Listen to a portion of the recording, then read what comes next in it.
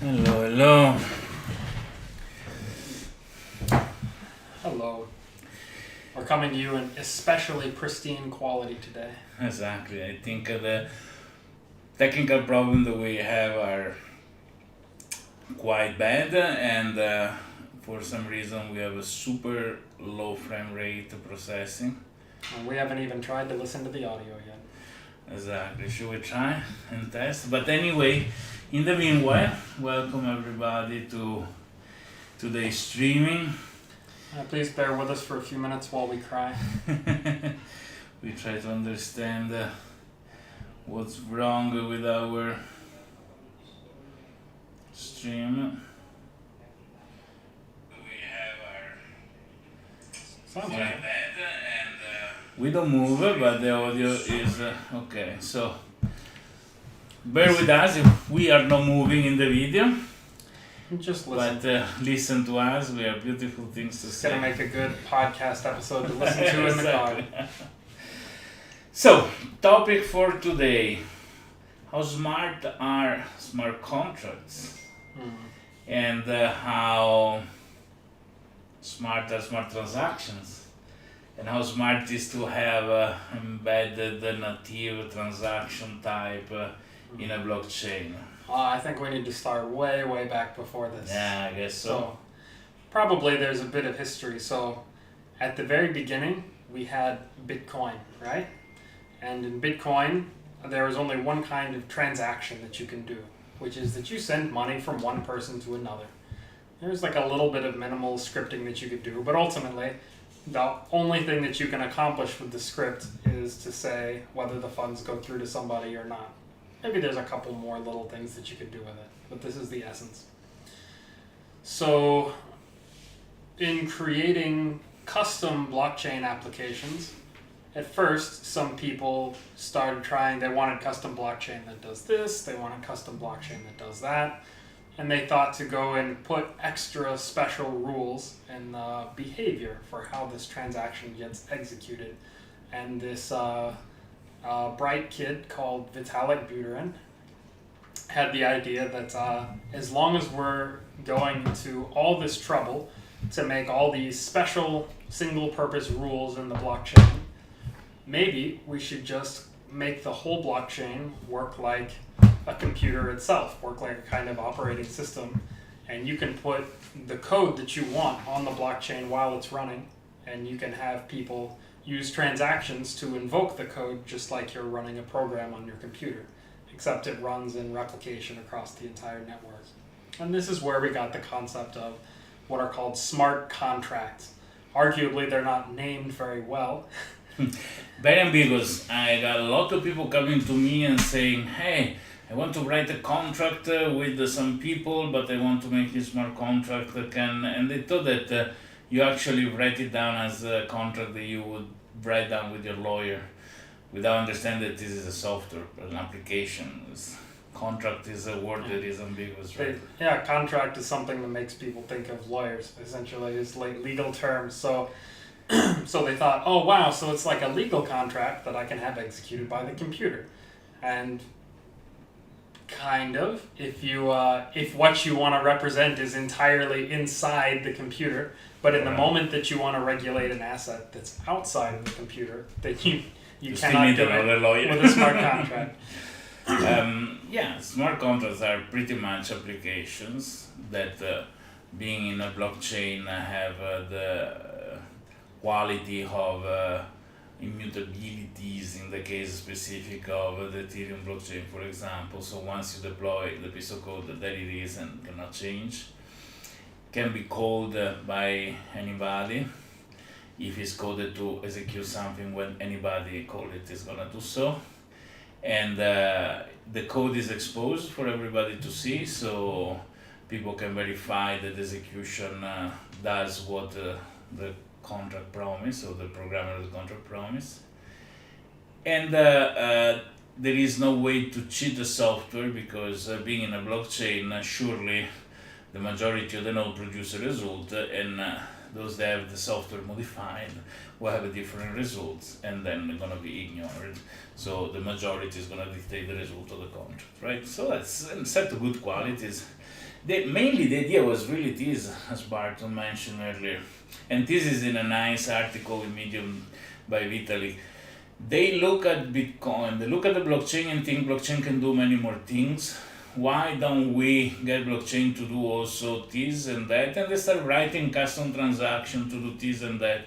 And at a certain point they realized they would have written so many different kind of custom transactions that they said, why don't we just make a way to create the transaction that you want and get them to run. So in this way, any transaction can run and people can simply execute it, right? And so, since this has been created, the whole world's been a perfectly happy place, right? There's been no problems with this. Actually, problems are a lot.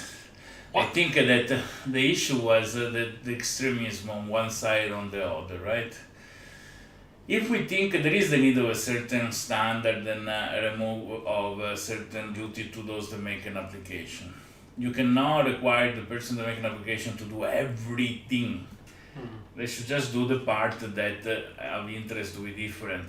For example, in a computer with an operating system of today, let's say level, when you write an application and there is a function that is basic like copy and paste, you don't have to recode the functionality of copy and paste unless you have a particular application to something strange, but you use what the operating system offers you for copy and paste. So you delegate basic functionality such as copy and paste to the operating system, right? The issue with the smart contract is that you need to code everything from zero. So to per se, how many ERC20, which is the smart contract to create the tokens in Ethereum, are being deployed? There are hundreds, if not thousands, if not millions of ERC20. And they are 99% identical one to the other, but yet each of them is deployed from zero completely. There is no function in Ethereum blockchain that take care of 90% of the function of an ERC20, and people only code the modifier that... This is only partly correct. So in the Ethereum blockchain, they wanted to make the smart contracts that get deployed modular and composable.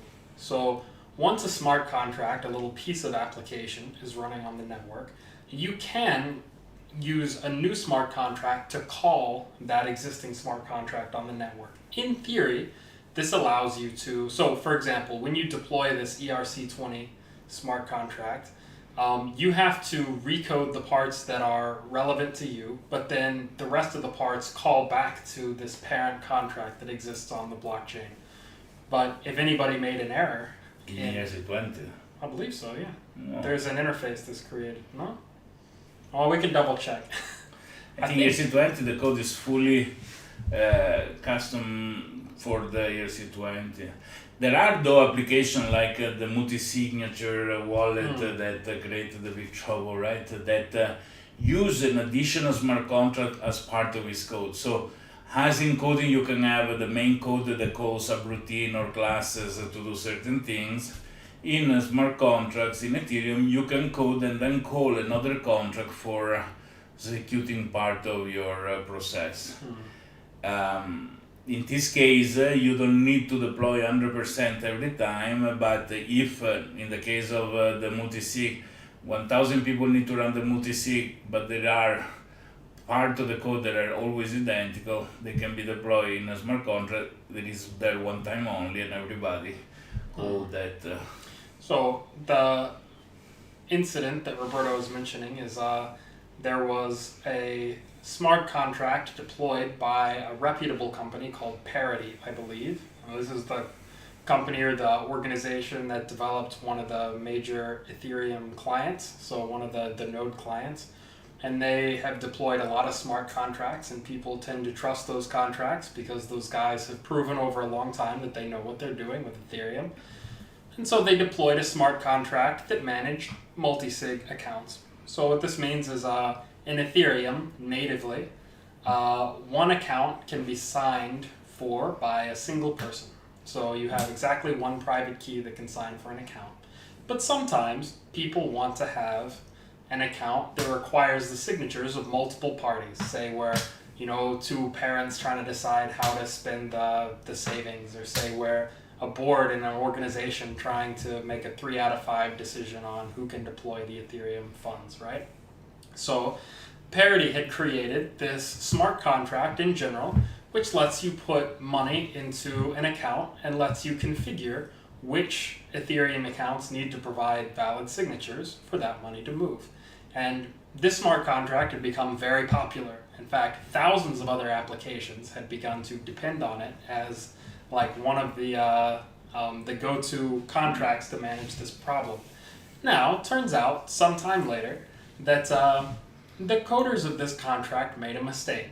I forget right now exactly what the mistake was, but it was like a small, very technical mistake. I can explain.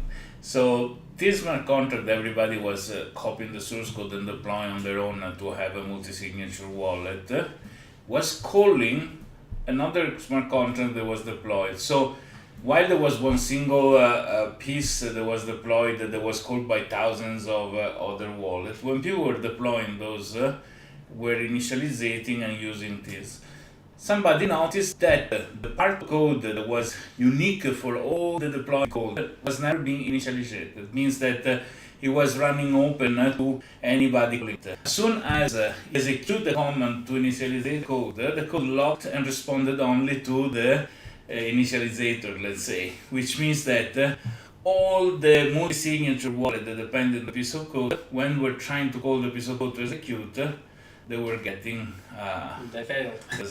Which means that if you think people use multi-signature when they have a lot of money. Sure, you don't deploy multi-signature for $100 worth of Ethereum. So those wallets that were using this piece of code, they stopped working and people lost access to their funds. And in fact, millions of dollars worth of funds were lost this way. And according to the rules of the Ethereum blockchain, nobody is allowed to roll this set of actions back. The code in the contract is permanent. It changes the state of the contract. And this is by design to give people confidence that when they execute something on the blockchain, the result is going to be permanent, right? So that's a desirable property of the blockchain, is that history is immutable. You can't take back an action. You can't take back your coins after you trade them for the car, right? But in this case, when something was clearly a mistake, it's clearly a problem in the smart contract, and when millions of dollars worth of innocent people's funds are on the line, the only mistake made was trust this highly reputable smart contract that everybody else trusted. We run into the problem that absolutely no possibility to fix this. Now, there is one way to fix it, which was deployed in an incident in the past, which maybe, I don't know if people here have heard the story, probably the greatest example of a smart contract failure. The DAO. The DAO. Okay. And what happened there was that somebody created a crowdsourcing application as a decentralized application, so with smart contract on Ethereum. People are keeping their Ethereum in their own wallet. They will leave Ethereum in this contract, and then when people get funding to do an application, can apply, and by votes, people would assign funds. And when the application that these people deploy revenue, it was shared between the investors, so it was nice. People would also change their mind and withdraw money from the smart contract back to their wallet. In the script, in the code to with funds, the developer made a mistake. The mistake was that there is a big pot with all the funds collected. There is a database with the balance of each account that has been deposited. And when somebody ran the instruction to withdraw the fund, first the funds were sent to the person, and then from the big pot. And then the database was to get updated with the new balance of the person. Somebody realized that if halfway to the operation a new instruction was sent to the contract, it would interrupt what it was doing and start executing the new instruction.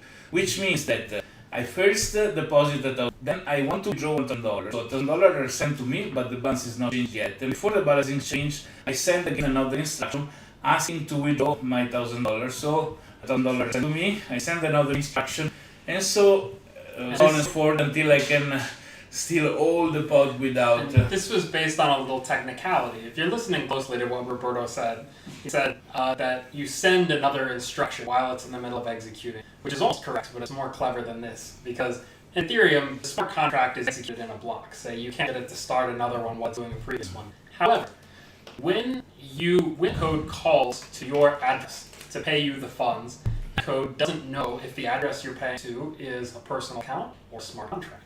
and a contract is allowed to execute logic which receives payment. And that logic can include calling a function on another smart contract. So in